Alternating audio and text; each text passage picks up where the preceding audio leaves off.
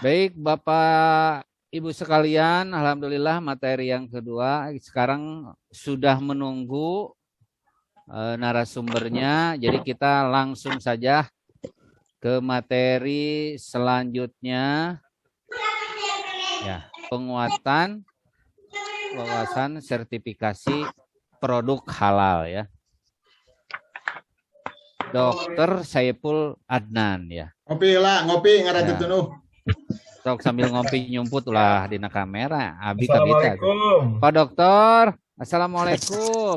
Waalaikumsalam. Alhamdulillah. Ngantosan juga nama. Ngantosan, Oh, pisan ya di dia. nya seru lah. Mudah-mudahan. Hatur nuhun Pak Dokter, salam sehat. Alhamdulillah sehat Teh. Ya. Mangga Bang Inten. Dilajeng we perkenalanna langsung ku Pak Dokternya. Mohon ya sepados waktosna. Mohon baik Bapak. Halo Badina tuh Pak. Baik. Kopi break. Kopi break. Break Ya. Baik Bapak Ibu sekalian, kita materi yang ketiga menjelang siang, wawasan sertifikat produk halal. Udah hadir Pak Dokter Saiful Adnan. Terima kasih Pak Dokter, dan bagi Bapak Ibu silahkan untuk memanfaatkan waktu yang cukup singkat ini, ya sebentar lah, cuman 1,5 jam ya. 41 jam. Sebentar bagi Pak Dokter sekedapnya yang baru ya. Jadi silakan Bapak Ibu semuanya buka videonya, tolong di unmute ya bila karena mengganggu ya di proses belajar. Ya. Mohon sok ulah aya nu ngalobrol. Agak jelek Pak kalau pakai video nggak apa-apa. Oh gitu ya, mangga tuh ulah maksakeun. Pokoknya mah tapi uping we nya. Tah Pak Dokter cenah bilih. Hujan sinyalnya turun Pak. Daerah kami eta muncul cenah gangguan eta. Curhat. Yang penting mah ngadangukeun. Ya Bapak, mohon hatur nuhun Pak Dokter waktosna tuh. Baik, bismillahirrahmanirrahim. Assalamualaikum warahmatullahi wabarakatuh. Alhamdulillahirabbil alamin wa dinil haq wa dini kulli wa kafa billahi syahida. Asyhadu an la ilaha illallah wahdahu la syarika lana wa nabiyya ba'da. Puji syukur kehadirat Allah Subhanahu wa taala. Pada kesempatan ini kita bisa bertatap muka, bermuhajahah ya. Insya Allah nih Bapak Ibu semangat luar biasa nih dari pesantren ya. Ya, insya Allah kita akan terus berbagi ya, terus sharing berkaitan dengan wawasan produk halal nih nanti ya. Salawat dan salam kita curahkan ke junjungan kita Nabi besar Muhammad SAW. Atas beliau adalah seorang guidance ya, yang membimbing kita dari kegelapan menuju keterangan, dari zaman jahiliyah ke zaman Islam ya. Insya Allah akan jaya di kemudian hari, dan mudah-mudahan kita dipertemukan dengan beliau di yaumil kiamah dan beliau memberikan syafaat kepada kita. Amin ya robbal alamin. Baik Bapak Ibu, ya Allah. Saya izin share ya Bapak Ibu ya. Oke. Bentar.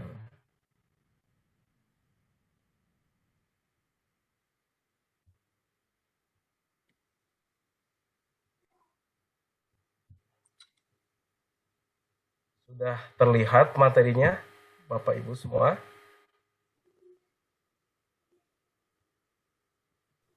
Ya sudah ada. Oke, sudah kelihatan. Baik, Bapak Ibu, nah kita hari ini gitu ya, sesi ini kita akan berbicara tentang aspek legal bisnis ya, dan wawasan sertifikasi produk halal. Nah, yang perlu diketahui, mungkin saya memperkenalkan diri ya. Saya Saiful Adnan ya. Saya bekerja di Pusat Kajian Halal Universitas Muhammadiyah Bandung, juga dosen teknologi pangan halal, juga auditor halal di LPH KHP PP Muhammadiyah, dan juga saya sebagai owner gitu ya, sebagai founder dari produk roti You Bapak Ibu. Nanti ini kalau yang ada yang produk roti nggak Bapak Ibu, nanti bisa belajar. Semua sini Pak. Kenapa? Bidang jasa. Oh, bidang jasa. Oke, nggak apa-apa. Oh. Lapar. Oh ya, jasa semua ini mah Pak Dokter. Oh, bidang jasa. Oh, kirain makanan. Jadi teu ngadamel kue hanya mah ngicalan kue nah. Anu icalan. Nah, itu nggak apa-apa. Icalan. Ini bagian dari Desain kue, nah yang Ya. desain kue. Ya, Tapi- tapi Jalan bungkus. ya, paling tidak kita juga harus mengetahui proses produksinya tuh bagaimana gitu ya. Karena ketika kita mau menjual sebuah produk, tentunya harus kita bisa menelusuri kira-kira produk ini halal atau tidak. Nah, itu ya. Ataupun memang menjadi sebuah inspirasi untuk membuat produk yang halal begitu ya. Nah, ini produk saya, bisa lihat di Instagramnya juga kalau memang bisa menikmati. Ini berbahan baku hanjeli ya. Mungkin juga ada di wilayahnya Bapak Ibu semua. Ya, di pesantrennya ada. Mungkin Ini ada. Pak. Di Jampang banyak Pak. Kenapa? Banyak. Wah, luar biasa, bisa jadi bahan baku nih yang kita gunakan. Malurat. Jampang. Alhamdulillah. Ketiasa di eta ku Pak Dokter cenah. Ya, leres, Dikirim. nanti kita berkolaborasi. Nah, itu tadi berarti jualan bahan bakunya atau jasanya. Iya. Kita lanjut. Peluang Mah banyak, nah insya Allah ya, dengan kita bersilaturahmi, dengan kita bertatap muka, atau bahkan ini menjadi peluang-peluang bisnis ya, tentunya bisnis yang sesuai dengan syariat, bisnis yang halal. Baik, kita lanjut ya, materinya mumpung masih panas, mumpung walaupun dingin ya, walaupun hujan, tapi mudah-mudahan Bapak Ibu tetap semangat gitu ya. Nah, di sini kita akan berbicara tentang aspek legal bisnis, Bapak Ibu. Bapak Ibu mungkin sudah mendapatkan sedikit ya, kira-kira aspek legal yang dipenuhi atau memang harus dimiliki oleh sebuah usaha atau bisnis. Ini saya akan bercerita tentang berapa legal bisnis berkaitan dengan perizinan usaha. Nah, ini perizinan usaha ini penting sekali dan sekarang sudah lebih dipermudah oleh pelayanan satu pintu atau OSS. Bapak Ibu bisa lihat atau searching di internet, kemudian masuk websitenya, perusahaan Bapak Ibu bisa langsung daftar. Baik itu jasa maupun produsen atau produksi, ya, itu juga bisa didaftarkan ke sana. Yang namanya berusaha. Itu penting sekali untuk mengurus izin-izin yang lainnya. Nah, kemudian ada lagi yang namanya PIRT, ya, izin edar industri rumah tangga. Yang ini dikaitkan atau memang yang bertugas itu adalah Dinas Kesehatan. Sementara BP POM itu adalah yang mengawasi dan memberikan izin terkait peredaran ya produk makanan, minuman, suplemen, jamu, herbal, obat-obatan dan kosmetik. Ya, itu yang harus dimiliki. Nah, selain itu juga di perusahaan yang Bapak Ibu bangun atau bisnis yang Bapak Ibu bangun, tentunya juga harus menerapkan manajemen ISO. Ya, ISO itu manajemen produksi, kemudian ada manajemen produksi, ya, kemudian ada standar nasional Indonesia. Jadi ketika kita memproduksi sesuatu atau memberikan pelayanan sesuatu, jasa sesuatu, itu harus terstandar, ya, memenuhi standar-standar yang ditentukan. Kalau di Indonesia berarti standar nasional Indonesia. Bapak Ibu sering mendapatkan atau sering melihat gitu ya di kemasan produk gitu, muncul yang namanya SNI. Jadi bahwa produk-produk tersebut sudah terstandarisasi nasional. Baik diproduksi di Bandung ya, di Garut gitu ya, kemudian di Tasik, itu pasti produksinya sama, standar semuanya. Ya, tidak dibeda-bedakan. Wah, karena ini di pegunungan, karena ini di dekat pesisir, itu beda produksinya, nggak bisa. Nggak bisa seperti itu. Itu harus terstandar. Makanya memang ada aturan standarnya. Yang berikutnya adalah hak kekayaan intelektual. Ini yang perlu dimiliki oleh Bapak Ibu juga ketika membuat produk, Bapak Ibu. Produknya itu adalah misalnya paten, ya. Kemudian karya cipta, Bapak Ibu menciptakan lagu yang tadi Pak Amir sebutkan ya, lagu, kemudian aksesoris ya, handicraft segala macamnya atau fashion gitu. Nah, itu bisa didaftarkan sebagai hak cipta kita atau desain batik misalnya gitu. Itu bisa daftarkan hak milik kita. Termasuk merek ya, Bapak Ibu gitu. Jadi kalau misalnya Bapak Ibu menghasilkan produk yang punya mereknya, kemudian daftarkanlah produk itu, merek itu.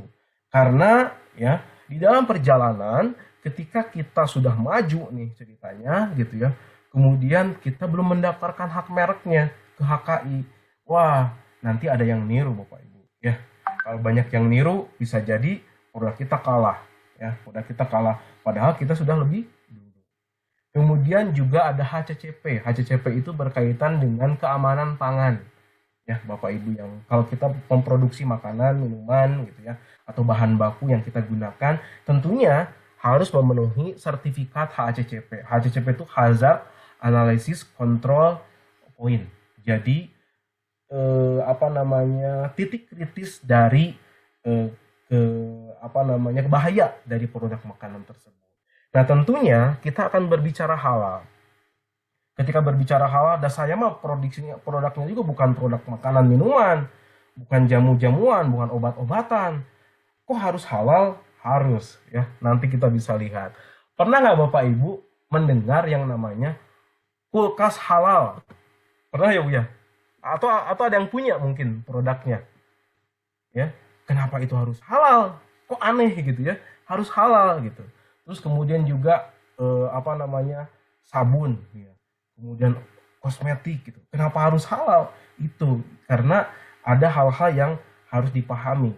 Bahan baku yang digunakan itu juga memenuhi kriteria halal. Harus memenuhi kriteria halal.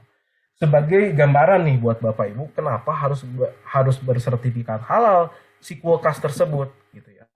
Karena secara kimia Bapak Ibu, ketika kita membeli kulkas, itu kan sudah macam-macam nih sekarang produknya. Ada yang anti lengket, anti bakteri gitu ya. Rak-rak di dalam kulkasnya itu ini anti bakteri loh, anti lengket loh ya. Nah, itu ternyata Bapak Ibu itu bahan baku untuk fibernya, untuk membuat fiber itu biar tidak lengket ya, tidak menempel ke makanan gitu ya, atau makanan tidak menempel ke tempat rak tersebut, ternyata ditambahkan yang namanya lemak Bapak Ibu. Ya. Lemaknya dari mana? Nah, itu wallahu alam lemaknya. Nah, umumnya saat ini lemak itu didapatkan dari babi. Ya, lemak untuk menempel atau dicampur dengan bahan baku plastik, polimer, sehingga itu tidak lengket. Ketika makanan-makanan kita simpan di rak tersebut, makanan itu tidak lengket. Karena juga memiliki kelenturan, ya, memiliki kapasitas yang mirip dengan lemak atau minyak tersebut. Nah, itu ternyata alasannya gitu ya, makanya ada yang produsen yang memproduksi kulkas kemudian dia disertifikasi halal ya produknya kayak gitu. Oke, kemudian berikutnya Bapak Ibu kita lanjutkan ini yang tadi saya jelaskan ya terkait terkait pengertian dari aspek legal yang harus dimiliki dalam perusahaan. Nah, namun kita akan bahas tentang halal ya Bapak Ibu ya. Oke, karena memang ini berkaitan dengan makanan gitu ya, tapi tentunya juga harus dipahami oleh Bapak Ibu selaku pelayanan jasa ya atau pendistribusian dari produk tersebut, itu juga harus dipahami ya. Nah, sebelum jauh berbicara tentang halal, saya akan melihat dulu nih ya perkembangan industri halal di dunia. Ya, kalau dilihat dari grafik ini ada yang namanya top 10 ya, atau 10 indikator negara yang menghasilkan produk halal ya atau menggunakan produk halal. Nah, kalau kita dilihat di sini Bapak Ibu ya, yang nomor 1 adalah Malaysia. Ya. Malaysia itu nomor 1, padahal negaranya kecil tapi memang menerapkan sistem jaminan halalnya itu begitu kuat sehingga dia mendominasi dan menjadi pemenang. Untuk kategori apa? Untuk kategori makanan halal, kemudian ada Islamic finance ya, pembiayaan yang Islamik atau finansial Islamik gitu ya. Kemudian juga ada yang namanya pariwisata halal. Di sini juga Malaysia juga juara gitu ya. Kemudian mereka juga menjuarai untuk produk farmasi gitu ya. Dan untuk fashion dan rekreasi itu dimenangkan oleh Uni Emirat Arab. Jadi fashion itu masih dipegang oleh Uni Emirat Arab. Sementara Indonesia ya sekarang posisinya ada di keempat Bapak Ibu ya. Ini posisi Indonesia pada keempat sekarang ya. Sebelumnya tahun lalu Indonesia pada posisi kelima ya. Di tahun 2014 kalau mundur kita ke belakang lagi ternyata Indonesia pada posisi 15. Nah, ini kenapa Indonesia jadi semakin giat halalnya ya, semakin naik, mudah-mudahan kita bisa jadi nomor 1 di tahun depan gitu ya. Karena memang pemerintah sudah menerapkan undang-undang jaminan produk halal. Ya, dengan undang-undang jaminan produk halal, kemudian ada media yang bisa juga diakses untuk disebarluaskan sehingga Indonesia alhamdulillah bisa naik nih Bapak Ibu. Ya, naik menjadi keempat rankingnya. Mudah-mudahan ya nanti bisa jadi nomor 1. Termasuk karya atau produk dari Bapak Ibu semua ini gitu ya. Itu doakan mudah-mudahan karena gini, dengan adanya marketing teknologi atau digital marketing ya atau memang internet ini sudah mengglobal ternyata luar biasa Bapak Ibu ya. Jadi dengan adanya teknologi ini informasi apapun tuh bisa diakses. Apapun bisa di-share ya. Foto di mana langsung di-share gitu ya di grup gitu atau di Instagram, di Facebook segala macamnya. Termasuk juga gaya hidup halal ini.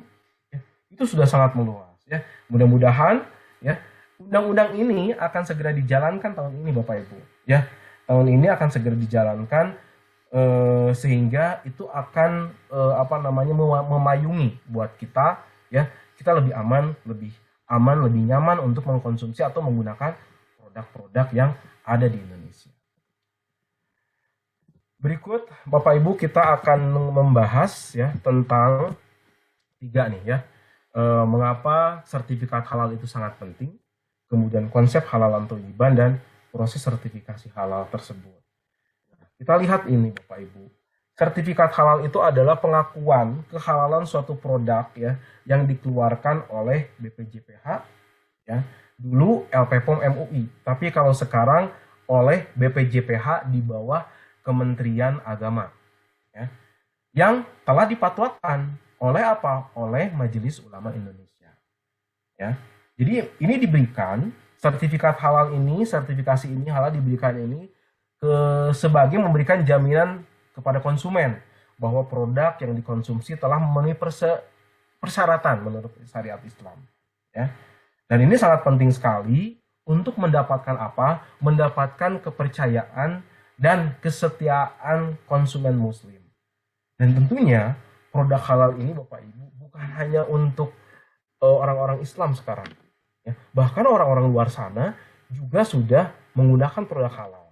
Karena produk halal ini betul-betul menurut mereka nih ya, menurut mereka bahwa ketika kita membeli produk yang sudah bersertifikat halal atau memang ada logo halal di dalam produknya, itu mereka merasa nyaman walaupun bukan Islam, ya.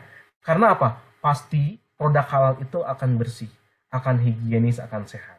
Ya, itu seperti itu Bapak Ibu ternyata. Jadi konsumennya bukan lagi orang Islam, tetapi semua kalangan, gitu ya. Nah, kalau dilihat dari sini adalah bagaimana dasar hukum melaksanakan sertifikat halal. Ini ada undang-undang Bapak Ibu tahun 2014 nomor 33 tentang penyelenggaraan jaminan produk halal. Kemudian yang terakhir sempat ramai itu Bapak Ibu terkait tentang Cipta Kerja, Undang-Undang Cipta Kerja tahun 2020. Salah satunya mengatur halal produk ini juga ya, walaupun nggak pernah diangkat-angkat ya. Yang ramainya itu berkaitan dengan buruh dan segala macamnya. Nah, terus kemudian juga ada PP Peraturan Pemerintah Nomor 33 tahun 2021 tentang penyelenggaraan bidang jaminan produk halal dan tentunya dikuatkan oleh Peraturan Menteri Agama Nomor 26 tahun 2019. Nah, kita bisa lihat di sini kewajiban produk bersertifikat halal kalau berdasarkan pasal 2 PP nomor 33 tahun 2021 kita bisa melihat produk yang masuk, beredar dan diperdagangkan di wilayah Indonesia wajib bersertifikat halal Bapak Ibu. Jadi mulai tahun ini nih ya, itu semua produk harus bersertifikat halal. Ya, kemarin juga saya mendampingi UKM gitu ya di Jawa Barat, termasuk yang binaan dari Muhammadiyah. Ternyata semua apapun gitu ya, baik mikro maupun ultra mikro yang lebih kecil daripada mikro gitu ya, itu harus bersertifikat halal. Yang di pinggir jalan, yang lewat, yang di gerobak dan segala macamnya itu harus bersertifikat halal Bapak Ibu, ya. Nah, di ayat 2-nya, produk yang berasal dari bahan yang diharamkan itu dikecualikan untuk bersertifikat halal. Jadi kalau memang bahan bakunya yang digunakan itu non halal, ya tidak bisa disertifikasi halal, ya.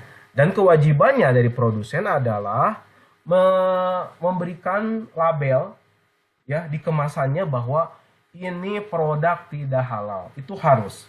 Jadi ketentuan dari PP nomor 2 nomor 39 tahun 2021 itu memang harus seperti itu, ya. Jadi produk yang beredar di Indonesia harus bersertifikat halal, kecuali yang menggunakan bahan-bahan yang haram itu tidak disertifikasi halal dan wajib mencantumkan label halal di kemasannya.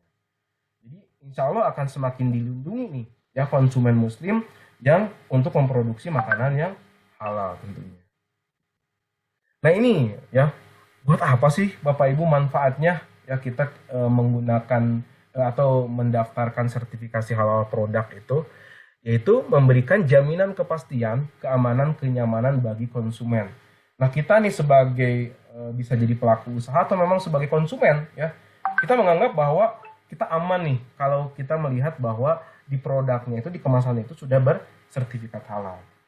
Tentunya itu sudah diperiksa oleh auditor halal yang kompeten untuk memeriksa produk halal tersebut.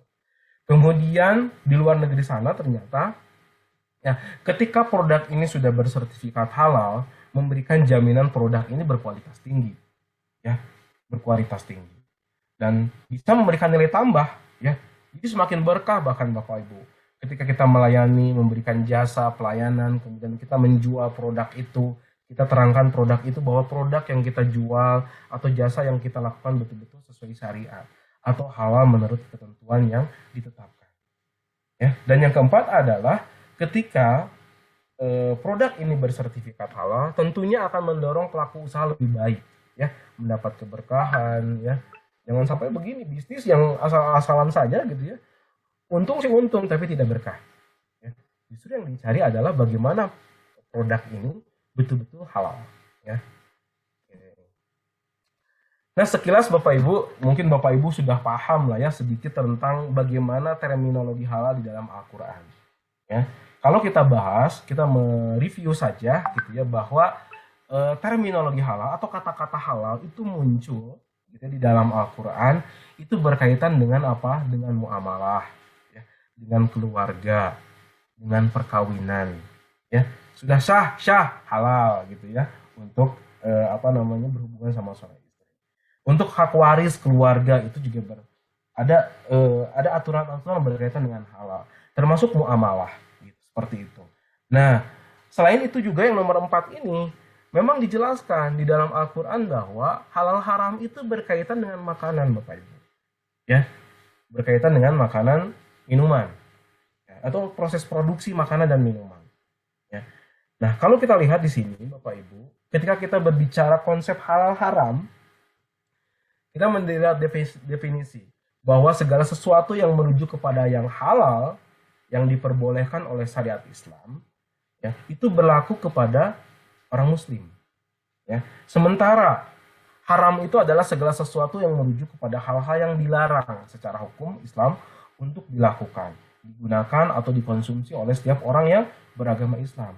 Dan tadi sudah saya sampaikan bahwa bukan hanya orang Islam yang menggunakan ini, karena ketika kita berbicara halal haram, konsep halalan toyiban, halal dan toyib itu satu nafas, ya, tidak bisa dipisahkan, ya, nggak ada tuh Bu, Bapak halal itu 99% halal, nggak ada, harus 100% halal, baik itu secara hukum syariat gitu ya, halal, ya, dan secara kesehatan toyib, baik gitu ya, baik untuk dikonsumsi, aman untuk dikonsumsi, tidak membuat madorot, ya, baik yang menggunakan atau mengkonsumsinya, gitu. Jadi satu nafas, halalan toyiban, satu nafas. Jadi nggak bisa separuh-separuh gitu ya, atau cuman 90%, itu nggak bisa seperti itu. Oke, kita lanjutkan lagi di sini. Kalau berbicara halal, kenapa sih harus halal? Ya. Nah ini sebuah pertanyaan karena memang ini Allah sudah membuat aturan. Ya. Bapak Ibu bisa melihat, juga bisa dilihat di dalam surat Al-Baqarah ya, ayat 168 yang artinya hai sekalian manusia ya.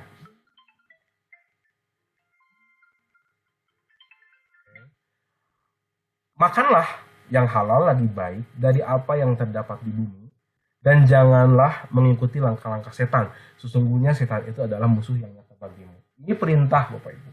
Jadi memang sudah ada dalil, sudah ada hukum yang kita diperintahkan untuk mengkonsumsi makanan yang halal. Ya. Dan tentunya juga dijelaskan bahwa yang haram di dalam surat Al-Maidah ayat 3 disebutkan di sini. Diharamkan bagimu memakan bangkai, darah, daging babi, kemudian daging hewan yang disembelih atas nama selain Allah, ya, yang tercekik, yang terpukul, yang terjatuh, yang ditanduk dan diterkam binatang buas, kecuali kamu sempat untuk menyembelihnya. Dan diharamkan bagimu yang disembelih untuk berhala. Jadi sudah jelas di sini aturannya bahwa yang diharamkan ini ada di dalam Al-Quran, Al-Maidah ayat 3. Ya. Begitu pula dengan homer Bapak Ibu. Ya, di sini di dalam surat Al-Baqarah ayat 119 Allah berfirman, mereka bertanya kepadamu Muhammad tentang khamr dan judi. Nah, katakanlah pada keduanya itu terdapat dosa yang besar dan beberapa manfaat bagimu. Akan tetapi, ya, dosanya keduanya itu lebih besar daripada manfaatnya. Jadi ada manfaatnya, tapi lebih besar dosanya, lebih besar mudorotnya. Ya, ketika kita mengkonsumsi khamr dan bermain judi seperti itu. Nah, jadi kalau tidak halal ini bagaimana Bapak Ibu? Ternyata Bapak Ibu doa kita tidak terkabul. Ya, 40 hari ibadah kita ditolak, amal kita ditolak. Daging yang tumbuh dari barang yang haram tempatnya adalah neraka. Ya. Kita kadang, udah berdoa gitu ya, atau salah doa gitu, tahajud kok nggak dikabul gitu ya sama Allah gitu ya. Bahkan kok nggak keinginan tuh nggak ada satupun gitu ya. Bisa jadi Bapak Ibu, apa yang kita konsumsi itu ada terselip makanan yang haram gitu ya, yang kita tidak tahu bisa jadi. Ya. Makanya betul-betul kita harus selektif, harus bisa memilih makanan yang halal, betul-betul halal. Oke. Berikutnya Bapak Ibu, nah kalau kita melihat di sini apa yang disebut dengan produk halal. Produk halal itu adalah produk ya, yang diproduksi ya, dari bahan-bahan yang halal ya, dan dikerjakan di fasilitas produksi yang halal sehingga bisa menciptakan produk halal. Ya. Fasilitas produksi itu tidak terkontaminasi, tidak terkena oleh bahan-bahan yang haram dan najis. Jadi ini perlu diketahui nih Bapak Ibu, walaupun Bapak Ibu nanti menjual doang produknya gitu ya, tapi harus tahu nih ini diproduksi di cara yang halal atau tidak, gitu ya. Atau ketika hewan itu disembelih dengan syariat Islam atau tidak, ya, disembelih oleh juru sembelih halal atau tidak, itu yang harus dipahami Bapak Ibu, harus menelusuri ke sana gitu ya, sampai betul-betul dari hulu ke hilir itu betul-betul terjamin kehalalannya. Gitu Bapak Ibu. Ya. Nah, di sini Bapak Ibu juga ada hadis Bapak Ibu yang menerangkan tentang halal itu sudah jelas, haram itu sudah jelas. Nah, di antara keduanya ya Bapak Ibu ada perkara yang namanya subhat, perkara samar-samar.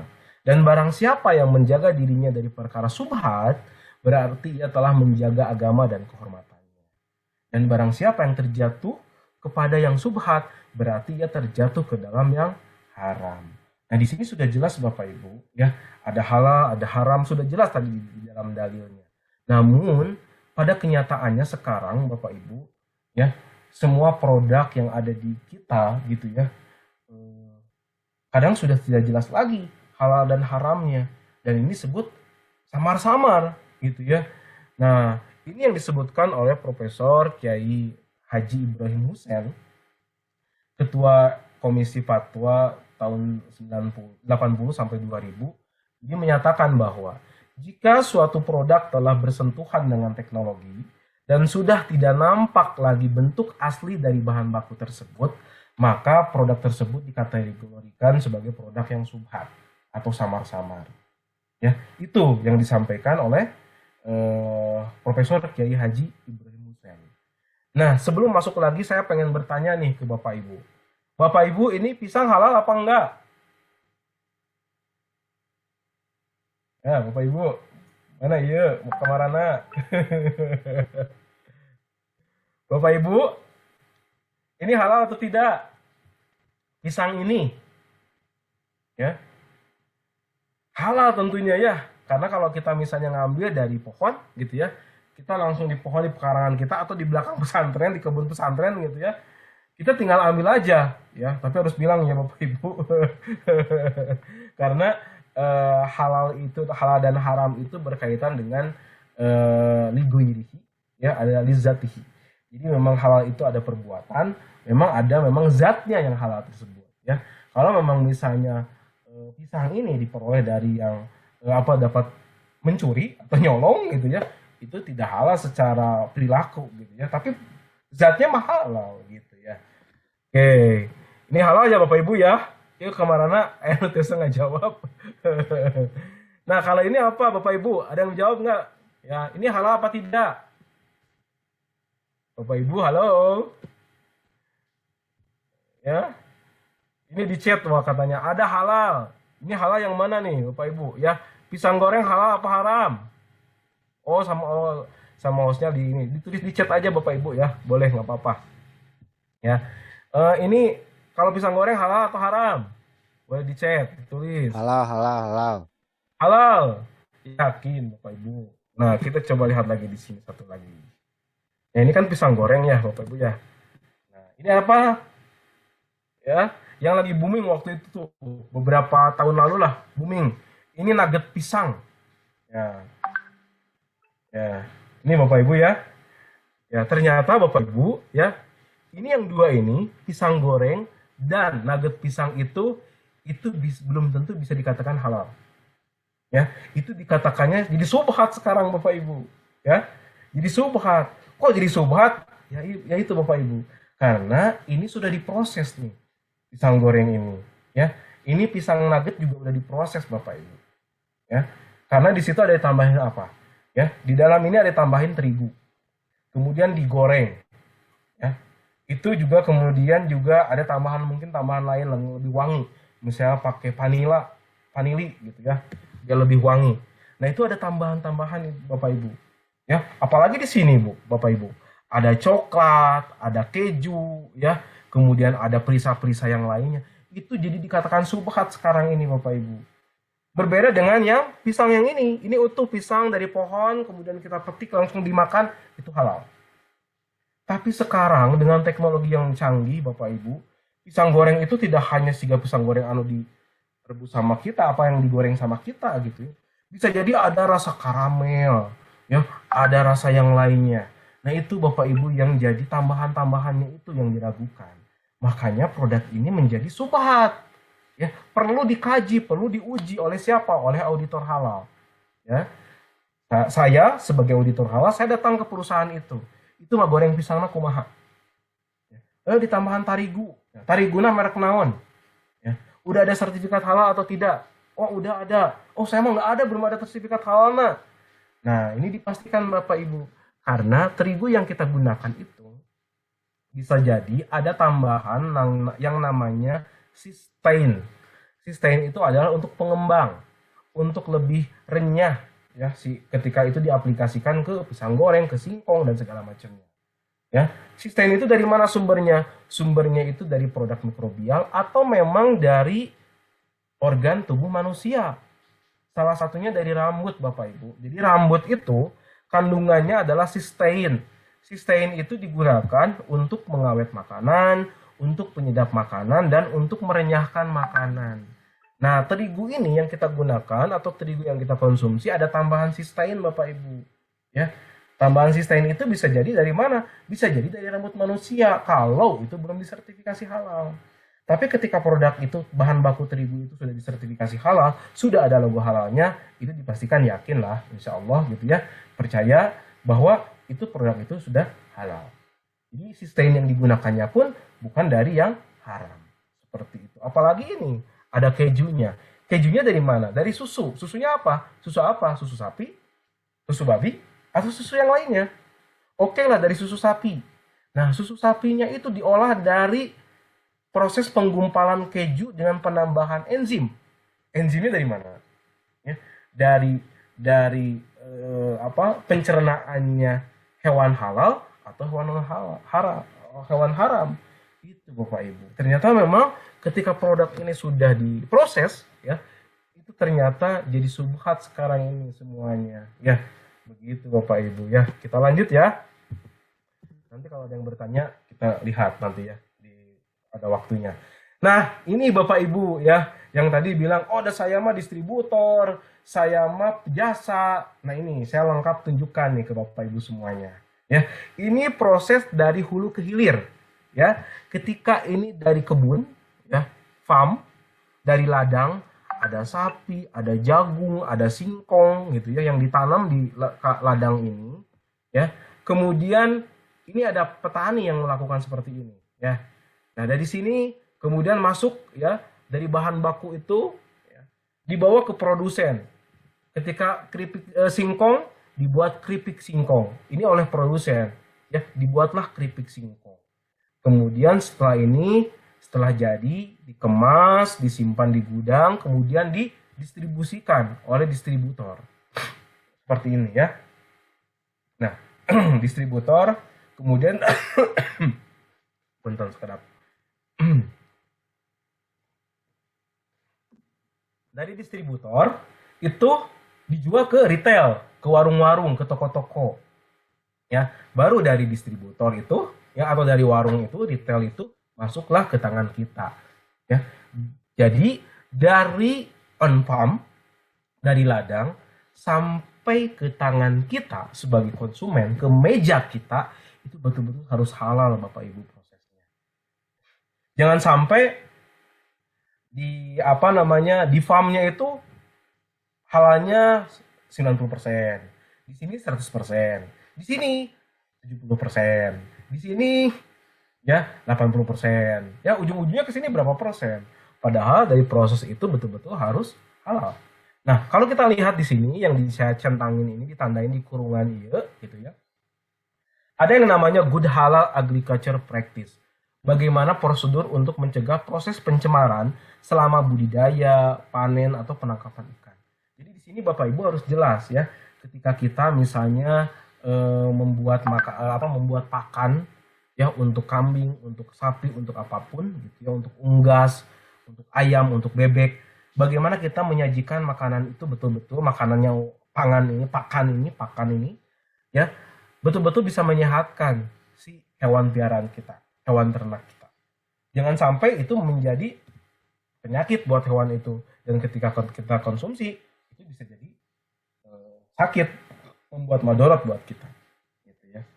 Makanya perlu ada yang namanya prosedur untuk mencegah proses pencemaran itu terjadi ya. Bisa jadi terkontaminasi oleh pabrik misalnya nih ya, bahan-bahan logam berat yang lewat terus mengalir disirami ya tanaman-tanaman kita atau budidaya kita. Nah, kemudian nempellah zat-zat yang berbahaya ke dalam sayuran tersebut, kemudian nanti ketika diproses itu menjadi penyebab kanker buat tubuh kita.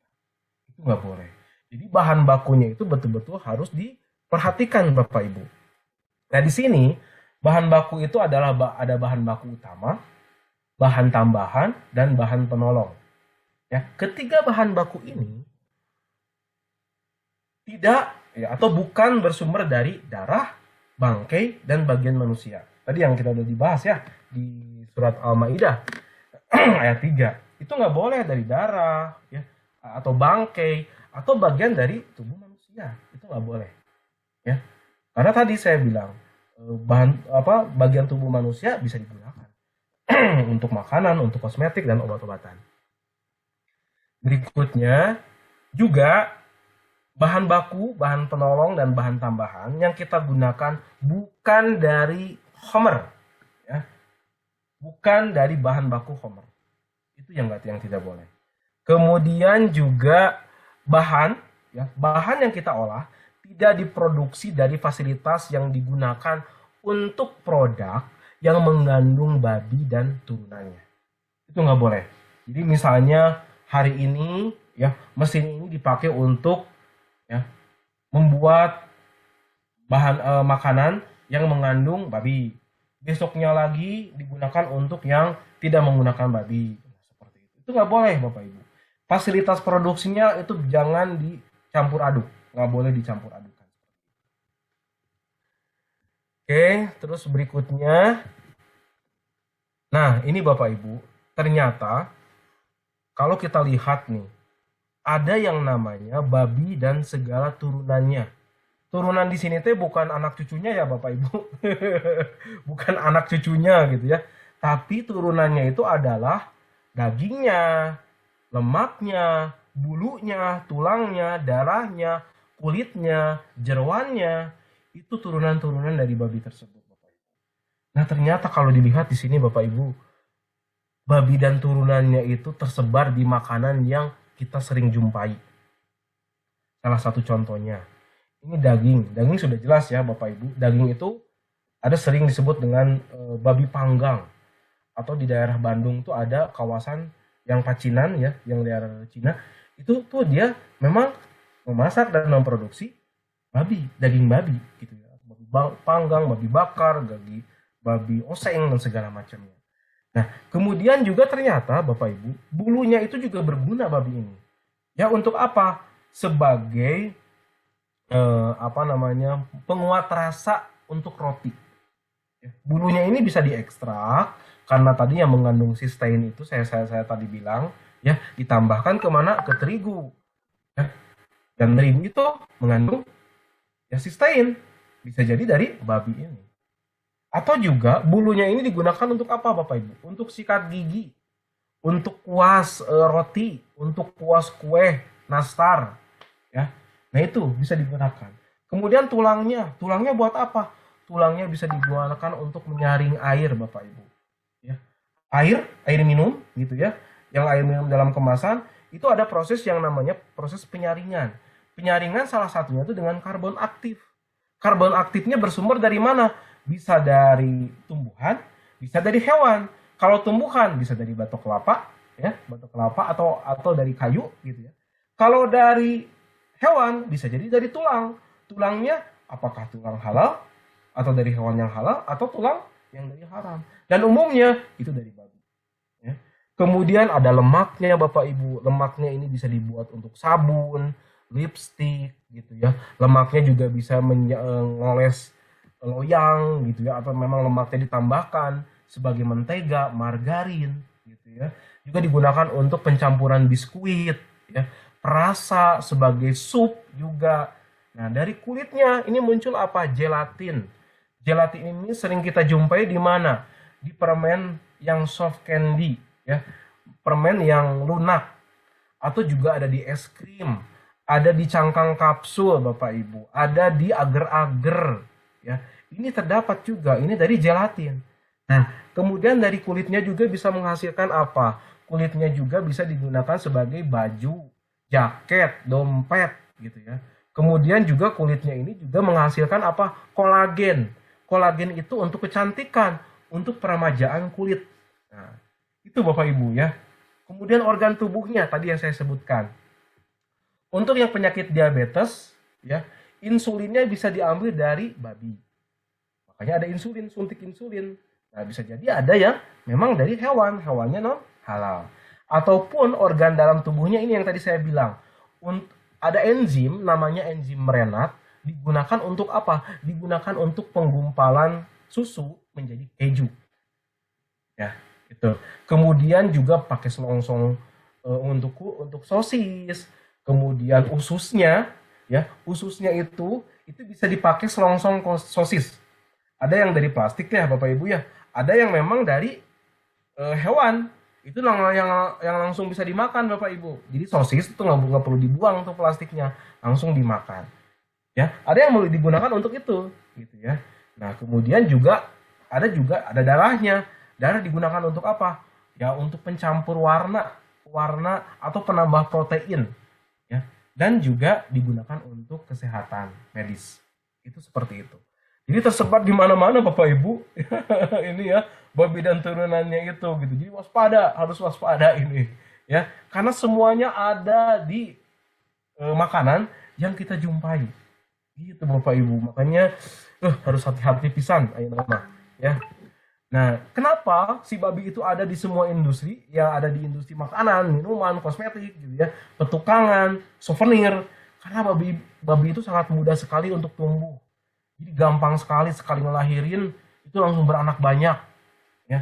Makanannya pun yang jelek-jelek aja dimakan sama babi itu. Bahkan kotorannya dia sendiri kalau nggak ada makanan itu dimakan Bapak Ibu. Jadi saking murahnya ini budidaya babi ini.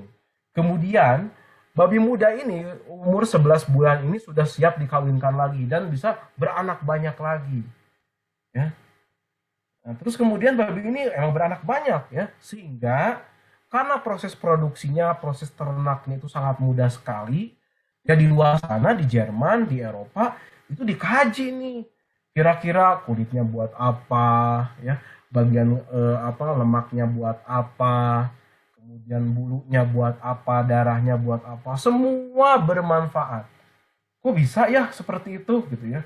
Jadi jangan menganggapan bahwa kan ini teh babi teh, kenapa tuh Allah kalau begitu Allah tuh menciptakan babi padahal sangat berguna sekali gitu.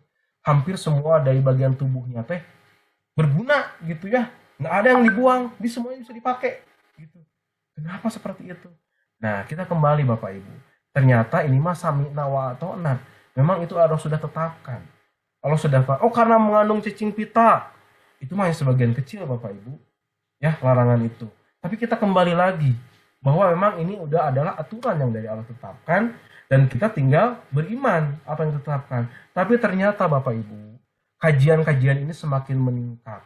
Jadi untuk para ilmuwan, untuk para peneliti harus betul-betul bisa mengganti alternatif bahan baku yang tadi disebutkan di atas. Saya sekarang lagi penelitian berkaitan dengan gelatin halal Bapak Ibu. Karena 80% itu gelatin itu dari sumber non haram. Ya, dari sumber haram. Itu dari babi. Nah, makanya saya lagi penelitian untuk menggantikan gelatin alternatif dari hewan yang lain. Salah satunya dari sapi, ya, kemudian dari ikan, ya, dari unggas, dari ayam, dari bebek. Itu kita lagi mencari itu. Saya lagi riset itu, ya, untuk menemukan alternatif. Berarti ada hikmahnya ternyata Allah menciptakan babi, ya. Jadi kita seorang ilmuwan, kita harus berpikir keras. Bagaimana sih kita harus menggantikan alternatif gelatin itu dengan yang lebih halal atau yang halal seperti itu. Itu Bapak Ibu. Jadi memang sami'na wa ata'na itu memang sudah ketetapan Allah gitu ya. Walaupun ternyata kesini banyak temuan-temuan kita bisa menemukan ternyata halal itu seperti ini gitu ya. Ketemu nih hasilnya. Ini Bapak Ibu ada yang non halal lagi nih ya, selain dari babi tadi. Dari organ manusia tadi sudah saya sampaikan ya, organ manusia digunakan untuk plasentanya ari-ari atau disebut nantinya pas orang yang melahirkan teh kan ada kulit ari-arinya, bali ya Bapak Ibu ya. Itu teh bisa digunakan untuk peramajaan kulit Bapak Ibu. Atau memang untuk juga penyedap rasa. Itu bisa digunakan ya. Nah, selain organ manusia juga ada hewan bangkai ya. Ibu Bapak pernah mendengar yang namanya ayam tiren, ayam mati kemarin. Itu juga haram Bapak Ibu, nggak boleh digunakan. Ya, ada binatang buas yang sudah dijelaskan di dalam fikih ya. Ada serigala, ada harimau, ya, ada yang berkuku tajam dan segala macam. Homer yang tadi sudah saya sebutkan, darah juga. Jadi selain babi yang diharamkan tuh ini. Ya. Oke. Nah berikutnya Bapak Ibu, tadi ini yang nomor 2 nih. Yang nomor 2 itu berkaitan dengan produsen Bapak Ibu. Ya, produsen ini yang harus betul-betul dijaga. Harus ada prosedurnya, bagaimana prosedur pabrikasi untuk memenuhi kriteria halal, keamanan pangan, baik untuk personil, peralatan kerja, proses produksi, dan lingkungan pabrik. Ini bagian 2. Ada packaging Bapak Ibu, pengemasan. Itu betul-betul juga harus memenuhi standar halal. kita lihat di sini. Orang yang sebagai produsen itu harus membentuk tim yang namanya tim manajemen halal. Mengatur dan mengevaluasi sistem jaminan halal. Harus ada yang bertanggung jawab seperti ini Bapak Ibu. Ya, di tempat perusahaannya Bapak Ibu misalnya. Nah, termasuk juga tugasnya untuk apa? Untuk menjaga konsistensi kehalalan produk. Jadi ketika memproduksi teh, hari ini menggunakan yang halal, besok tidak. Itu jangan seperti itu. Jadi ada tim manajemen halal itu untuk apa? Untuk menjaga konsistensi kehalalan produk tersebut. Tentunya harus dibekali apa? Dibekali pelatihan, edukasi. Oleh kita nih sebagai pemimpin, ya Bapak Ibu sudah mendapatkan materi halal dari saya saat ini. Nanti ke karyawan Bapak Ibu harus sampaikan bahwa ya proses produksinya harus betul-betul halal, bahan-bahannya, fasilitasnya, wadahnya, ya pencuciannya itu harus halal, jangan sampai terkontaminasi yang haram atau najis seperti itu ya. Dilakukan juga secara berkala Bapak Ibu. Jadi nggak boleh tuh setahun plong gitu ya. Untuk bisa merefresh, bisa dilakukan lagi dengan cara terjadwal. Baik itu di sini ya, di lingkungan kantor, di tempat kerja Bapak Ibu, atau memang karyawan kita dikirim keluar untuk belajar tentang halal. Nah, kemudian yang tadi fasilitas produksi ya, semua nama, alat, alamat produksi atau fasilitas yang digunakan itu harus menggunakan fasilitas halal ya. Nggak boleh, walaupun kita menyewa nih ceritanya Bapak Ibu untuk maklun ya gitu misalnya, oh saya bikin keripik atau motong-motong keripik itu tidak di tempat saya mah hanya kebagian menggoreng saja. Berarti ada yang menggunakan pisau dari rekan kita maklun di sana. Setelah udah jadi lembaran-lembaran keripik baru kita goreng. Nah, fasilitas produksinya itu harus halal juga Bapak Ibu ya. Nggak boleh menggunakan yang haram. Nah ini ya, lini dan peralatan produksi tidak boleh digunakan bergantian, dan bergantian juga tidak boleh untuk memproduksi yang halal hari ini, besok tidak halal, itu nggak boleh. Betul-betul harus pure halal. Nah, ketika alat produksi ini pernah digunakan untuk yang haram, ya kita cuci ya dengan cara 7 kali dengan air, salah satunya dengan tanah, dan nggak boleh digunakan lagi untuk yang haram. Kalau misalnya kita beli nih dapat dari bekas-bekas restoran, kan kita nggak tahu itu bisa jadi digunakan oleh yang non halal. Nah, tapi untuk meyakinkan kita cuci dulu, sertu dulu ya, dicuci sampai 7 kali, salah satunya dengan tanah. Oke, itu tadi yang saya sebutkan tadi ya, 7 kali dengan air, salah satunya dengan tanah atau bahan lain. Berikutnya Bapak Ibu, ini adalah distributor. Nah, ini Bapak Ibu bisa jadi ini pekerjaan Bapak Ibu nih sebagai jasa gitu ya. Nah, ketika Bapak Ibu sudah mendapatkan produk keripik yang sudah jadi misalnya, kemudian disimpanlah di gudang Bapak Ibu. Nah, gudangnya itu betul-betul harus halal Bapak Ibu. Jangan disatukan dengan yang haram, atau memang ada jalan tikus, ada kotoran hewan dan segala macamnya bisa terkena ke produk Bapak Ibu. Atau bisa jadi proses apa? Proses transformasi ya. Kalau sekarang sih ya, misalnya kalau Gojek yang kayak gitu-gitu ya, Grab Express itu kan barang kita dikirim ke tempat konsumen. Ya mungkin itu dia nggak bawa yang lain lagi, tapi kalau Bapak Ibu kontaineran gitu ya, Bapak Ibu mau ngirim comro gitu ya, ngirim comro sakontainer ke Jakarta. Nah, itu kan bisa jadi digabung sama yang lain. Atau paket-paket pengiriman, jasa pengiriman. Ada ya paket pengiriman lah ya. Kan kita tampung tuh semuanya, kan kita nggak tahu. Ya, makanya harus dipastikan kalau kita masih menggunakan jasa transportasi yang lain, pastikan kemasan kita betul-betul terlindungi. Sehingga ketika disatukan dengan yang dalam tanda kutip bisa jadi haram, itu tidak terkontaminasi. Jadi harus dipastikan Bapak Ibu di daerah distributor, transportasi, itu betul-betul harus halal. Termasuk juga di mana? Di warung, di toko, di retail. Itu juga betul-betul harus handlingnya, cara penanganannya itu betul-betul halal. Makanya ada di kemasannya Bapak Ibu. Tidak boleh disimpan terkena sinar matahari langsung. Karena itu berkaitan dengan apa? Berkaitan dengan thayyib, berkaitan dengan keamanan. Atau keamanan dari produk makanan tersebut. Harus diperhatikan seperti itu. Jadi karena tadi yang saya sampaikan, halal dan thayyib itu satu nafas, nggak boleh dipisahkan. Ya, seperti itu Bapak Ibu. Ya, oke, berikutnya, ya, berarti siapa saja sih yang boleh mendaftarkan sertifikat halal? Ya ini Bapak Ibu, ya, dari petani, produsen, distributor, jasa, warung, toko. Itu harus mengajukan sertifikasi halal terhadap kerjanya, ya, terhadap proses produksinya, terhadap jasanya. Nah ini salah satunya Bapak Ibu untuk mendaftarkan sertifikasi halal. Ini ada jalurnya seperti ini ya Bapak Ibu ya.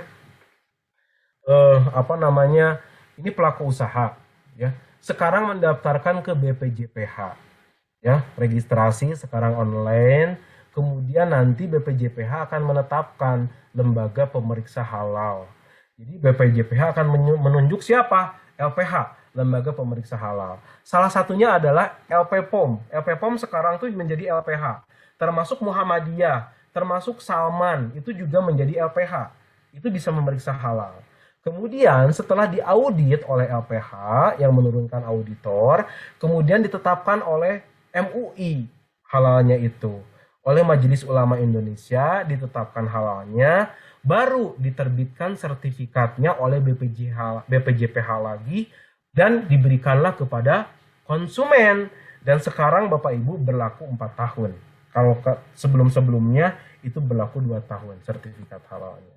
Ini penjelasannya Bapak Ibu ya tentang permohonan. Nanti ini saya akan berikan ya slide-nya ke Bapak Ibu ya. Bagaimana permohonannya seperti apa, kemudian registrasinya harus bagaimana, kemudian ada registrasi online yang lainnya ya, menentukan LPH-nya, kemudian juga mendaftar ke LPH website-nya, bisa daftar ke website-nya atau memberikan langsung ke datang ke LPH-nya. Kemudian dokumen-dokumen di-upload, kemudian ada proses audit ya, ini ya proses yang tadi ya, turun ke lapangan si auditornya. Setelah itu si auditor menyampaikan ke Komisi Fatwa bahwa setelah diaudit ternyata ada temuan A, B, C, D atau tidak ada temuan A, B, C, D, sehingga ini bisa ditetapkan kehalalannya oleh Komisi Fatwa MUI. Setelah itu baru dibuatkanlah penerbitan sertifikat halal dan diserahkan ke konsumen sebagai pendaftar sertifikasi halal. Begitu Bapak Ibu semuanya ya, berkaitan dengan sertifikasi halal. Mangga Kang Ate.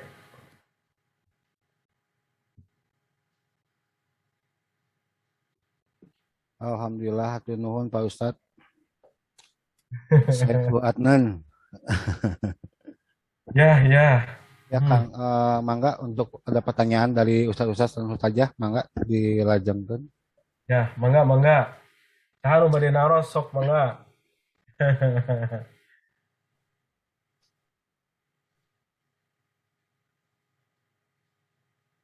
Oh, saha tuh? Tiasa pangmukakeun. Assalamualaikum warahmatullahi wabarakatuh. Waalaikumsalam warahmatullahi wabarakatuh. Punten Pak Abi Ahmad Firdaus. Satu-satu Pak, satu-satu dulu. Pak Asep Bahri ya, mangga.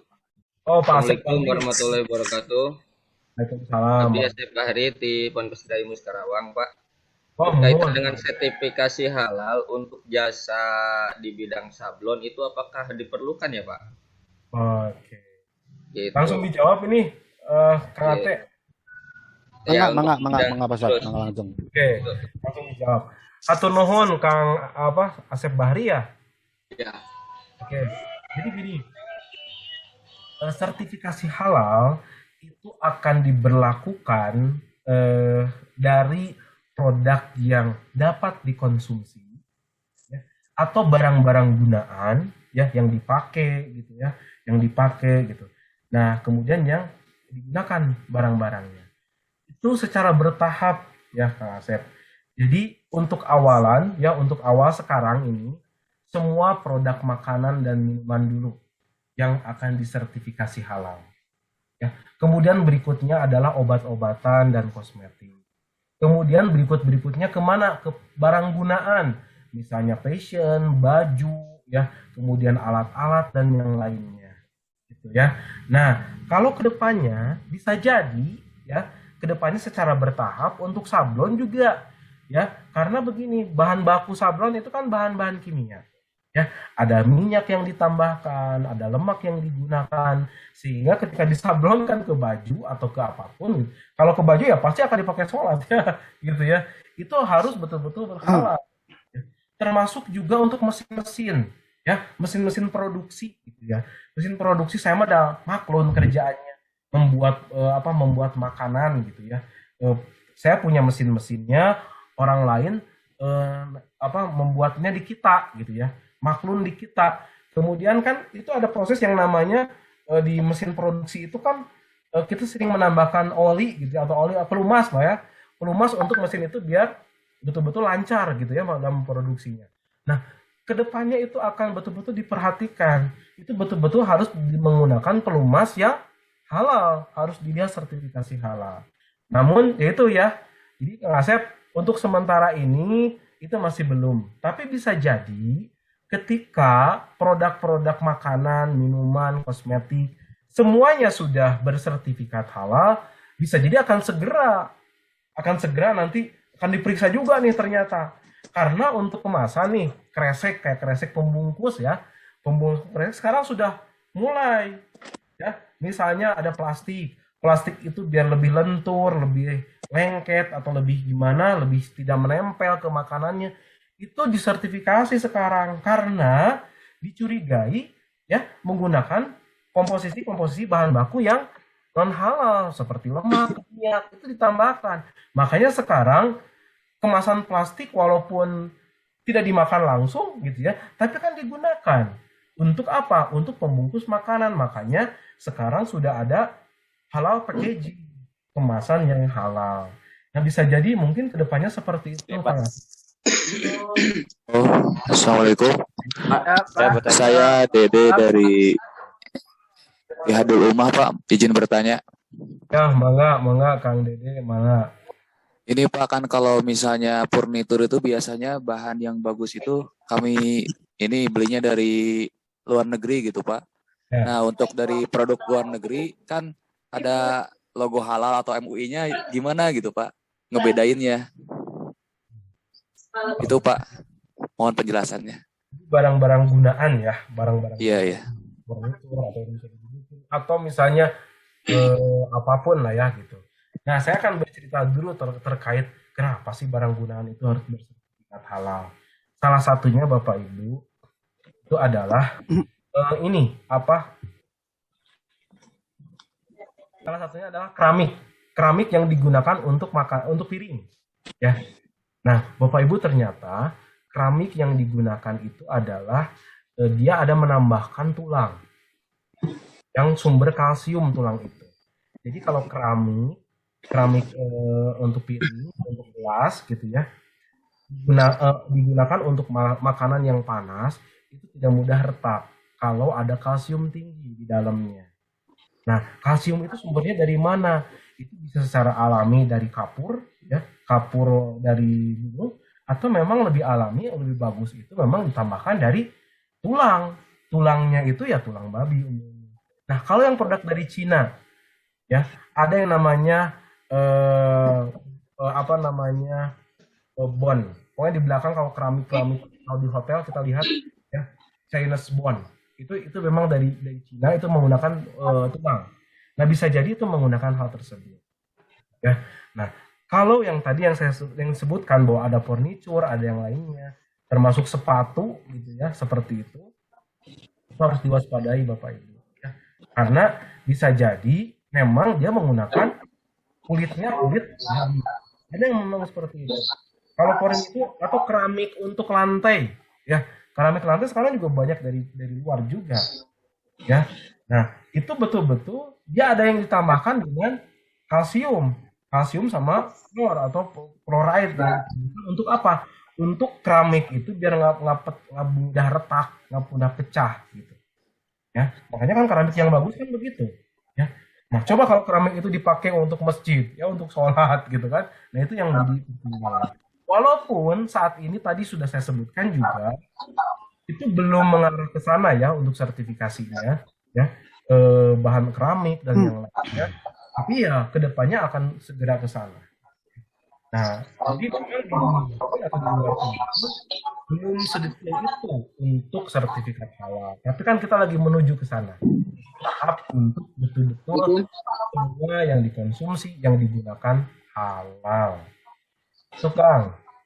Boleh Kang, saya Kang nanya Saya Kang. saya bertanya Pak. Boleh Kang, saya Kang nanya izin. Izin bertanya Kang. Siapa dulu ini? Siapa dulu? Mangga siapa dulu Kang? Median Izin dari bertanya konten izin. Riles. Mangga Pak Hos. Pak Ustadz. Siapa dulu? Yoga. Oh, host. Hos, mangga. Abdi Saya bertanya salah, dong. Hos. Abdi yang naras. Sarang Ini Ya biasa Abdi lah Kang. Bismillahirrahmanirrahim. Bapak Ibu ternyata ini Pak Dokter banyak Ya. yang mau nanya Pak Dokter. Ya, Ya, Pak Hos. kita atur saja ya. Saya bidang Boleh, Kang. fotografer, Pak Dokter. Boleh Kang. Sebentar Masuk, ya. Kang. Masuk ke aspek legalitas yang mana ini? Ini Pak Yoga dulu. Siapa yang mau bertanya dulu? Boleh saya Kang. Oh, Pak Yoga. Atur. Pak, ini ya. Saya dulu Pak ya. Ma'ruf dulu, Pak Ma'ruf. Saya panggil Pak Ma'ruf. Pak Ma'ruf, Nih, karena silakan. banyak nih, ada 8 yang mau nanya nih. Ya, Pak Ma'ruf, halo. Assalamualaikum Pak Ustadz. Mangga, waalaikumsalam. Mangga. Mangga, Pak Ma'ruf. Pak Ma'ruf. Oh, itu keluar Pak Ma'ruf lagi. Abdi we cep atun cep. Pak Abdi. Suryono, Pak Siap, Suryono. siap, siap, siap, siap. Abdi. Yang Singkat, depan padat, jelas. Pak Suryono dari Fotografer Salam ke Bandung. Ya ingin Yang lainnya bertanya mohon di-unmute. tentang apakah sudah ada kesepakatan antara halal Indonesia dengan halal yang ada di negara Islam seperti itu, Pak. Kesepakatan. Oke. Ya, misalkan takutnya gini, ketika kita sudah halal di MUI, belum tentu halal di MUI Arab. Seperti itu. Oke. Jadi jadi begini ya. Awalnya kenapa undang-undang jaminan produk halal itu diambil alih oleh pemerintah? Awalnya karena pertama dulu ketika LPPOM yang mengeluarkan sertifikat halal dengan adanya perdagangan bebas waktu itu zaman Soeharto ya. Jadi kata kita bebas nih, perdagangan ekonomi bebas, pasar masuk ke dalam dan ke luar negeri gitu ya. Nah, produk dari luar itu masuk semua ke kita. Ya, dari luar produk masuk kita. Dengan berbagai macam, ada yang label halalnya, ada yang tidak. Tentunya kita memilih yang halal dong gitu ya. Nah, tapi sekarang kita mau membalas nih. Kita sudah ada menerima impor, kita mau ekspor keluar. Ya, nerima ekspor keluar. Tapi ternyata Bapak Ibu, ya, produk kita teh ditolak oleh luar negeri. Karena yang mengeluarkan halal itu bukan pemerintah, tetapi lembaga independen, lembaga mandiri. Ya, bukan pemerintah. Makanya licik anu kitu mah gitu ya. Ari dari luar bisa masuk ke kita, ari kita nggak bisa keluar karena terjegal halalnya. Karena dia bilang ini bukan pemerintah yang mengeluarkan sertifikat halalnya, tapi ini mah sebuah lembaga Islam yang ada di Indonesia mengeluarkan itu, nggak kuat. Makanya upaya pemerintah diambil alih oleh Kementerian Agama di bawah pemerintahan. Jadi sekarang untuk logo sertifikasi halalnya itu sudah ada logo Garudanya. Ya, kalau dulu nggak ada logo Garudanya. Jadi bahwa ini resmi dari pemerintah. Dan ketika undang-undang sudah dijalankan, kita punya kekuasaan untuk bekerja sama dengan negara lain. Jadi sehingga kita bisa diterima oleh negara orang lain. Ya, begitu. Jadi memang ada ketentuan-ketentuan yang memang dari negara OKI ya, organisasi Islam ya, itu yang menyatakan bisa kita mengekspor ya produk halal, tentunya harus disertifikasi oleh lembaga pemerintah. Itu Pak Suryo. Kumaha Pak Suryo? Puas? Penasaran? Oh masih Suryo naros. Saya dulu. Ya. Boleh saya dulu Kang. Oh. Mau nanya nih. Bu Ena. Ini dari suara ingin lagi dengar suara perempuan. Ibu Ustazah. Warahmatullahi wabarakatuh. Ngantri. Ya, Pak, setelah mendengar pemaparan tentang Produk halal. babi dan turunannya itu, tentu saja saya sebagai seorang ibu ya khususnya sangat ngeri ya dengan produk-produk yang anak-anak dan saya sendiri dan keluarga konsumsi juga santri-santri ya. Nah, apa tuh namanya? Seperti contohnya seperti begini. Kalau saya taklid dengan logo halal pada makanan. Jika sudah ada halal dari MUI ya saya percaya begitu ya. Nah, jadi tapi di lingkungan pesantren banyak informasi-informasi yang akhirnya membingungkan. Seperti contoh misalkan kopi luwak misalkan gitu ya. Dari namanya aja luwak kan memproses kopinya dari kotorannya, tapi di situ ada label halalnya. Nah, bagaimana kok bisa lolos gitu kopi luwak itu, tapi ada label halalnya, pertimbangannya seperti apa? Ini maksudnya jawaban Bapak akan saya sampaikan lagi kepada jamaah, begitu Pak. Terima kasih sementara itu. Baik, Bu Endah, Ustazah Endah, insya Allah saya akan jawab. Jadi gini, berkaitan dengan masalah kopi luwak, ya, sanes luwak liuk, ya. Perkopian ya, dokter. Jantung kieu. Berkaitan dengan kopi luwak itu sudah ada fatwa dari MUI, ya. Di Malaysia, ini saya menyampaikan aja yang dari fatwa MUI. Di Malaysia menyatakan bahwa kopi luwak ini haram, ya. Tapi di Indonesia, alhamdulillah kalau dilihat dari peneliti-peneliti bagian halalnya atau para ustadz ada juga yang sebagai peneliti, Bapak Ibu, ya, sebagai peneliti itu sudah dikaji ternyata. Setelah dikaji, luwak itu kan sejenis musang ya, Bapak Ibu ya, jenis musang. Dia makan kopi dengan cangkangnya, ya, cangkangnya masuk ke dalam tubuhnya. Kemudian, ya, ada proses fermentasi di dalam perutnya, ya, dan si kopi itu keluar masih dalam bentuk utuh, ya, masih dalam bentuk utuh. Jadi keluar dari kotoran musang itu. Nah, berdasarkan fatwa MUI menyebutkan bahwa si kopi ini tuh tidak haram. Karena ini mutanajis, hanya terkena oleh najis. Gitu. Ketika ada proses pencucian, itu najisnya bisa dihilangkan. Nah, itu akhirnya MUI berpendapat bahwa ini karena yang kena najis itu hanya selubung kulitnya, Bapak Ibu. Selubung kulitnya, sementara si biji kopinya di dalamnya itu tidak sama sekali terkena. Ya, tidak sama sekali, cuman yang mengakibatkan kopi itu menjadi beda dengan kopi yang lain karena di dalam perut si musang itu sejenis musang lah ya, luwak itu ya, itu punya enzim sehingga kopinya itu lebih enak, lebih beda lah. Ya, beda dengan kopi yang tidak melalui proses dimakan oleh luwak tersebut. Jadi fatwa MUI itu membolehkan. Karena memang ini tidak bersentuhan langsung dengan si biji kopinya, itu hanya kulitnya saja. Karena sejenis musang itu atau luwak itu, dia hanya ngemut-ngemut bagian cangkang kopinya, kan manis tuh Bapak Ibu. Ya, hanya bagian ngemut-ngemut saja. Jadi keluarnya tuh utuh lagi. Nah, tapi ketika nanti ada proses seleksi namanya, ketika kotoran kopi itu dari kotoran musang itu dikeluarkan, kemudian disortir lagi. Ada nggak si kopinya itu, si cangkangnya sudah terkelupas? Kalau sudah terkelupas itu disingkirkan, dipisahkan. Tapi kalau cuman masih utuh, si cangkangnya masih ada, masih utuh, tinggal dicuci saja, itu hanya kena najis saja. Jadi tinggal dibersihkan saja dan itu hukumnya bukan najis, hanya terkena najis dan itu bisa dibersihkan. Begitu Bu Endah ya terkait itu. Insya Allah itu fatwanya sudah halal di Indonesia. Sanes promosi kopi luwak Bu Endah ya. Yang menyatakan. Jadi di sementawis di Bu Endah mau teh nu ngicalannya tanya di pesantren teh kopi luwak. Ya tuh Ibu. Aya tuh Bu. Aya. Maksudnya luwak wet kopi, Pak. Oh. Ya, Kopi luwak. Mau bertanya, Dokter. Iya, salah satunya tuh mereknya luwak white coffee. Luwak white coffee. Ya, betul. Saya izin bertanya. Yang Dedian dari Garut. Ya, Terima kasih Pak. Inilah ya, ya. gimana Bu? Yoga dah Ya. karunya. Udah ya, Iya, ya Bu, tah. silakan. Pak Agus, Oh, lanjut. ya, Pak siap. Agus. Masih Assalamualaikum ada warahmatullahi waktu. wabarakatuh. Waalaikumsalam. Pak, izin Singkat bertanya padat, Pak Agus. berkaitan dengan label pada produk.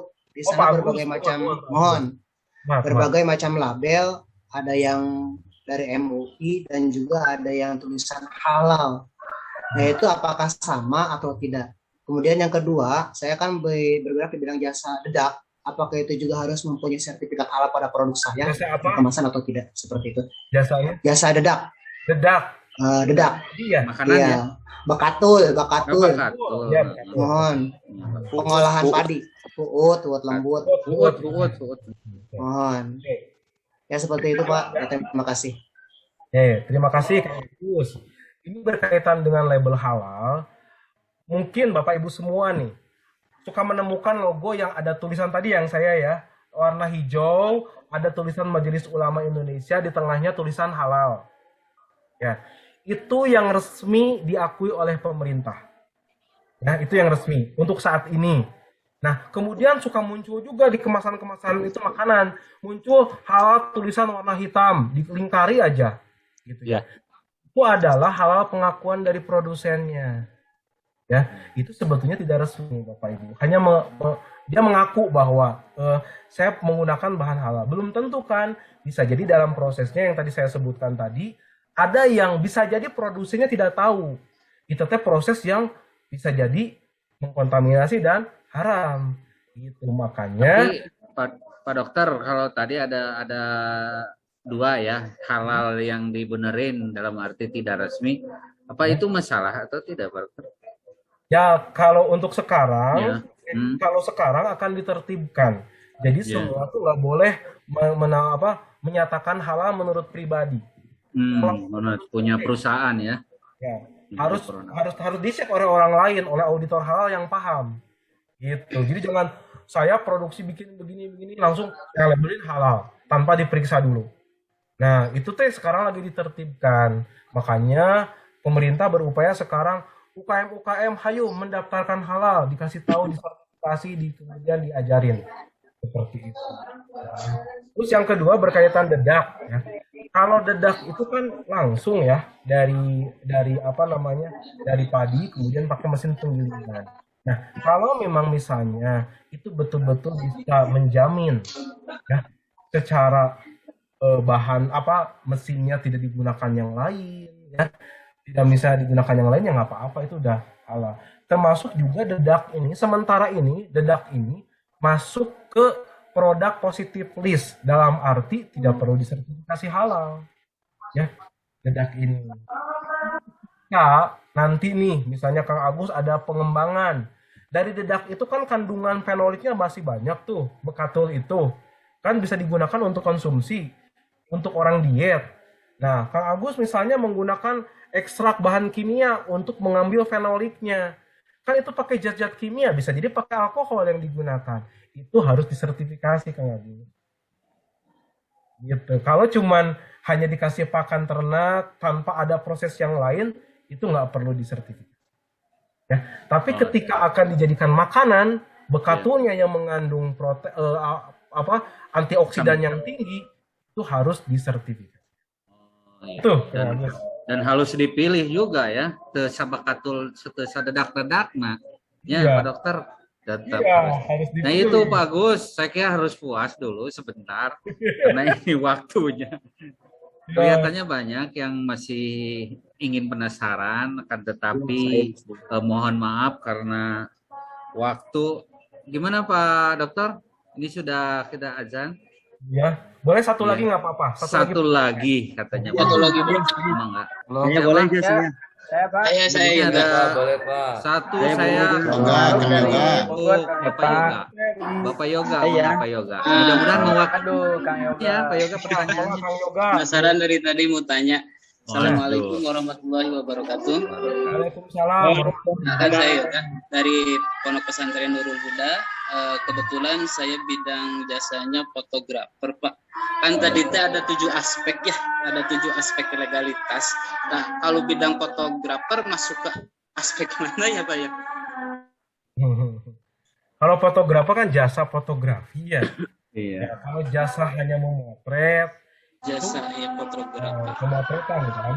Nah, itu bisa jadi aspek-aspek bisnisnya, aspek legalnya yang perlu diketahui itu harus bagaimana bisa jadi mereknya, merek dari jasanya. Nama jasa ini yoga fotografer bisa jadi sudah ada namanya, atau kan nama yoga bisa aja ada banyak gitu ya, tapi belum dihakikan, itu bisa jadi miliknya Kang Yoga dengan desain logonya, itu bisa aspek itu bisa dikerjakan. Jadi aspeknya itu ya salah satunya. Tapi juga untuk perusahaan nomor izin berusaha atau NIB itu semua jasa harus punya Bapak Ibu. Ya, harus punya semuanya. Gitu ya. Nah, menyinggung sedikit karena ini berkaitan dengan fotografi. Kalau sebagian kecil itu masih menggunakan ada yang fotografi yang dicetak itu, yang kalau sekarang mah itu ya, ada yang dicetak untuk film zaman dulu kan dicetak tuh. Nah, itu untuk bisa bisa proses cetaknya bisa berlangsung dengan baik gitu ya. Itu ditambahkan gelatin. Ya, gelatin dari hewan. Nah, itu juga menjadi salah satu concern juga untuk industri fotografi. Salah satunya. Gitu. Tapi kalau Kang Yoga mah memang jasanya saja, tidak mencetak, tidak ini, ya paling yang perlu diurus ya mereknya Kang Yoga, mereknya mau apa, kemudian izin usahanya untuk perusahaannya itu didaftarkan. Ya. Begitu Kang Yoga. Mudah-mudahan puas. Cara mendapatkan legalitasnya gimana? Didaftar Kang lewat OSS website, ada OSS namanya. Jadi Kang akan masuk ke situ. Website OSS. Nanti Kang akan masuk kategorinya apa? Apakah jasa? Jadi jasanya juga akan detail lagi, ada kode-kodenya. Gitu ya. Seperti itu. Ini buat siapapun nih ya. Jadi buat semua yang punya jasa, tetap kalau untuk izin usaha harus didaftarkan ke OSS. Nanti biar dapat nomor register, nomor izin namanya NIB, nomor izin. Ya itu Kang Yoga. Jadi Bapak Ibu bisa nanti melalui teman-teman pendamping ya. Jadi silakan dibantu oleh para pendamping. Jadi ketika sudah mendapat informasi ini, coba Bapak Ibu diskusi dengan pendamping supaya membantu prosesnya. Itu Kang Yoga, mudah-mudahan Bapak Ibu semuanya pertanyaan yang 4 orang ini dapat mewakili pertanyaan Bapak Ibu ya, karena waktunya nggak kerasa ya, sejam jaminan setengah. halalnya itu belum Girang panjang kan? Girang panjang. Jadi gini Bapak Ibu, jaminan halalnya. ya, jadi Bapak Ibu tolong perhatikan sebentar. Bapak Ibu tolong dicatat nomor HP-nya Pak Dokter. Jadi bisa konsultasi. Jadi lebih baik nanti konsultasinya didampingi oleh pendamping ya, biar ada apa-apa bisa dikondisikan oleh pendamping, didiskusikan dengan pendamping sehingga pendamping dapat membantu apa yang diperlukan oleh Bapak Ibu sekalian. Itu Pak Dokter, aduh nggak terasa ternyata ini materi cukup menarik dan penasaran dan memang harus punya semuanya. Ternyata fotografer juga kan, fotografer kecil-kecilan juga kan harus punya ya Pak? Harus apalagi yang besar. Iya, ya ternyata materinya dikirim. Ya siap, materinya nanti di grup. Dengan yang tadi yang koperasi belum dikirim di grup. Oh ya, nanti saya kirimkan. Ya, belum maghrib, nanti tenang dulu. Bapak bisa cek di website kami, Pak. Sudah dipampang di website kami. Iya, nanti. Ya, dicek di website, Pak ya. Nanti ya. Oke. Mungkin nomor telepon saya bisa ditulis nih, Bapak Ibu semua ya. Boleh, sok, boleh Pak. Tulis dulu, ditampilin di. Tulis aja ya. Tulis aja, sok.